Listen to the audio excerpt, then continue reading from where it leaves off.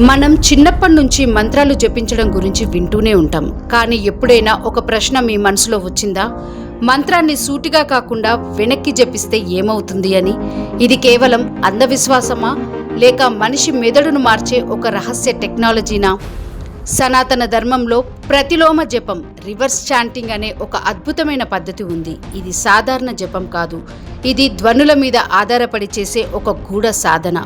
ఒక ప్రసిద్ధ ఉదాహరణ వాల్మీకి మహర్షి కథ. అతను మొదట రామ అనే నామాన్ని జపించలేక మర మర అని జపించడం మొదలుపెట్టాడు. కానీ అదే పదం క్రమంగా తిరగబడుతూ రామగా మారింది. ఇది కేవలం యాదృచ్ఛికమా, లేక మనసు ధ్వని మధ్య ఉన్న ఒక గొప్ప సీక్రెట్ సంకేతమా? ఆధునిక విజ్ఞానం కూడా ఈ దిశగా కొన్ని ఆసక్తికర విషయాలు చెబుతుంది. Neutral entertainment. ధ్వని తరంగాలు మెదడు తరంగాలను ప్రభావితం చేస్తాయి. ప్రకృతిలో కూడా రివర్స్ ప్యాటర్న్స్ ఉన్నాయి. అంటే ఫ్రీక్వెన్సీ మారితే మన మెదడు పనితీరు కూడా మారుతుంది.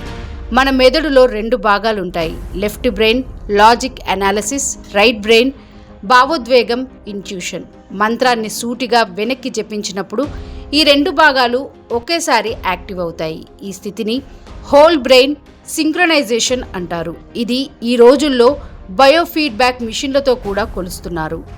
మనలో చాలా భావాలు, అలవాట్లు సబ్కాన్షియస్ మైండ్లో దాగి ఉంటాయి. ప్రతిలోమ జపం వల్ల పాత సంస్కారాలు మారవచ్చు, నెగిటివ్ ప్యాటర్న్స్ తగ్గవచ్చు, మన ఆలోచన విధానం రీసెట్ కావచ్చు.